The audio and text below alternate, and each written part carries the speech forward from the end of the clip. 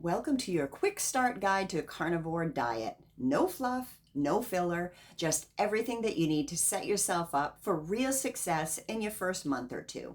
I'm Patty, and I've been living the carnivore life since December 1st, 2024, but I've been a keto coach for over 15 years. I've seen the fads come and go, the myths get recycled, and the same questions asked 1,000 different ways. And today I'm giving you the no-nonsense, science-backed, sass-sprinkled game plan that I wish I had before I got started on carnivore. So here's what we're covering: what carnivore is and what it isn't, how to set yourself up before day one, how to dodge the biggest early roadblocks like keto flu and meat boredom, or some like to call it mouth boredom, and a realistic plan that you can follow without losing your mind or blowing up your grocery budget. By the end of this quick video, you'll know exactly how to get through your first 30 days and set yourself up for the real magic that begins to happen around day 90. Okay, now let's just jump right into what carnivore really is.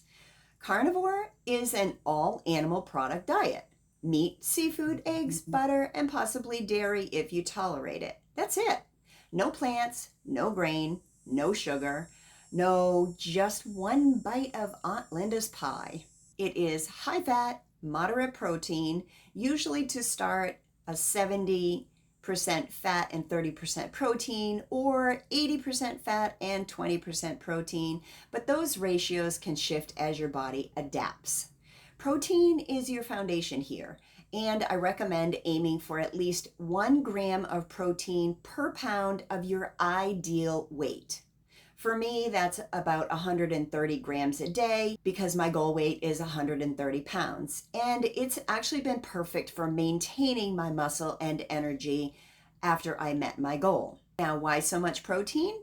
Because it keeps your muscles, hormones, immune system, and your metabolism running smoothly, especially after 50, when our bodies like to give away muscle as if it is on the clearance rack. Protect your muscle and you'll be leaner, stronger, and more energetic. Okay, now cooking fats. Stick to animal sources. Think butter, bacon grease, tallow, suet, and lard. Forget the seed oils, and for now, skip that olive oil and avocado. You're going full on animal mode here. Think lion, not squirrel. Now let's talk about what it's not. Carnivore is not meat and fruit. If your goal is weight loss or fixing metabolic issues, save the fruit for later, way later, and maybe never. Especially if you have metabolic or autoimmune issues, this is critical. You can experiment down the road, but in the beginning, you're focusing on healing and resetting. It's not about bland, joyless food. Satisfaction is key. Your meals should make you look forward to eating, not dread it. Yes, you can keep simple seasonings like salt for sure, pepper, garlic, or onion powder if you tolerate them, and coffee, totally your call.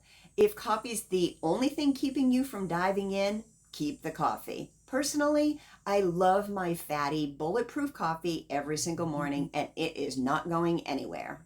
Now, as a woman who's battled 3 autoimmune conditions for most of my adult life, I can tell you that giving up spices helped my full recovery a lot. But if you feel fine on them, go for it without guilt.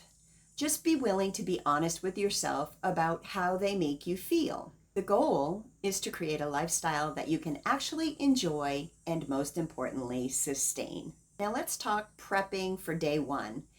Before your very first bite, get your baseline. It's at a minimum taking your weight, measuring your waist, hips, and chest.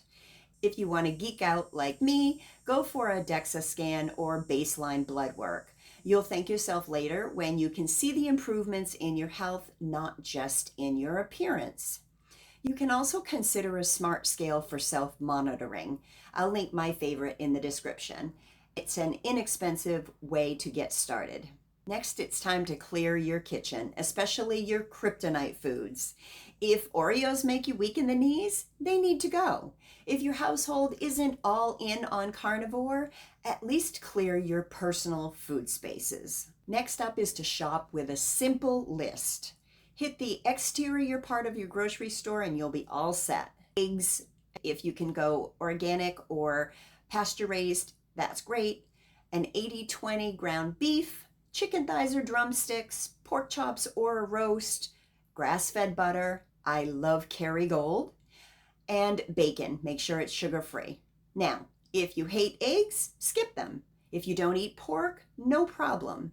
The key is having plenty of food that you actually want to eat. Now, here's a quick budget hack. Find out when your store marks down the meat. It's usually in the mornings. Grab those 50% off deals and freeze what you won't eat right away. Also plan for grab-and-go snacks. I love my browned butter bites and custard. They are satisfying, easy to make, and they're perfect at work or an evening treat. I'll link the videos for those below. Now let's talk about meal prep for your success. Carnivore can be as simple or as complicated as you want to make it. Personally, I like to keep it super simple. Most of my meat is bought for a week or 10 days ahead, frozen and pulled out a couple of days at a time for freshness. I cook 80% of my food in the Ninja air fryer. I will drop a link to that in the description. And every meal is ready in under 10 minutes. Sunday is my light but mighty prep day. Custard, butter bites, and sometimes a big unapologetic pan of carnivore lasagna. Layers of pure animal happiness. Here's the fun part. My What I Eat in a Week video drops this week. And I'm not just showing you my ride or die favorites. I'm sharing the quick go-to meals and snacks that keep me sane. And a couple new experiments that might just become your next obsession too. Stay tuned. You're not going to want to miss this one. Now, while my air fryer is running with a burger, ribeye, or reheating my carnivore lasagna, I'll fry or scramble up some eggs. Beef is my mainstay, but I'll have chicken or pork when eating with my husband, and they make great leftovers. I also start my day with bulletproof coffee and a fat fast until my first solid meal around sometime between 12:30 and 2, depending on my hunger cues. With this routine, I never get bored. Find what keeps you loving your food. Now let's talk day one and beyond. When you're hungry, eat until you're comfortably stuffed. That one more bite and I'd regret it point is where you want to aim for. Then don't eat again until you're truly hungry. That might mean 1, 2, or 3 meals in the beginning. Over time, you'll naturally find your rhythm and may even skip meals without even thinking about it.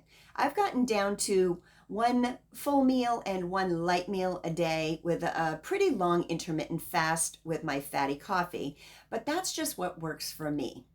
Find what works for you. Now, this is a big shift from the 3 meals plus snacks culture. Trust your hunger cues. They will get clearer the longer you eat this way. Now let's talk the bumps in the road. The keto flu is up first. When your body switches from burning carbs to burning fat, you might feel tired, achy, foggy, or cranky. This is mostly from losing water and electrolytes. Start your day with electrolytes, salt your food generously, and consider magnesium and potassium if the symptoms stick around. I love my magnesium at nighttime. It helps me to settle in and sleep great and avoid all of those symptoms. Many people like the element, but budget-friendly basics work too. Repeat anytime that you feel run down. Electrolyte deficiency symptoms to watch for include dizziness, muscle cramps, headaches, heart palpitations, or unusual fatigue. These are your body's check engine lights, if you will, and address them fast. Now let's talk about mouth boredom. Around week 3, you might feel like if you see 1 more steak, you'll scream. This does pass. Once you eat only when you're truly hungry, your food will feel satisfying again. In the meantime, Change up cooking methods, switch proteins, or add textures. Crispy chicken, pulled pork, pan-seared fish, and remember, fat is your satiation key, so don't skip. When I started getting bored, I adopted brown butter bites and custard, and it made all the difference. Now let's talk your 30-day plan. For the first month, it's simple. Eat until you're comfortably stuffed. Don't eat again until you're truly hungry.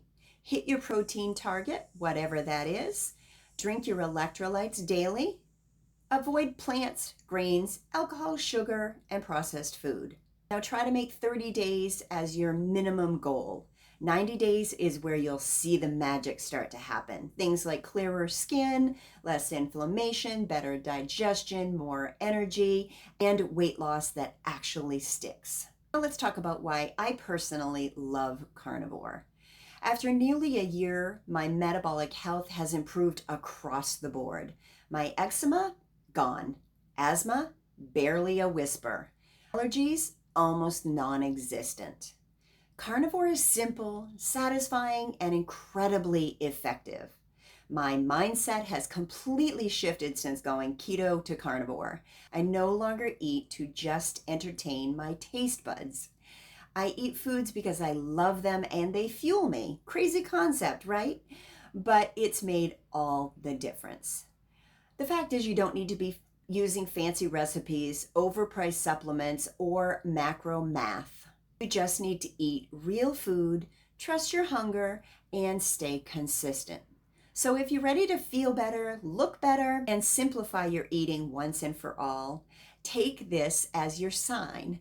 Give it 30 days, see how you feel, and then decide if you want to go for those 90 days. I would love to hear from you. Have you tried carnivore? Are you ready? Are you nervous?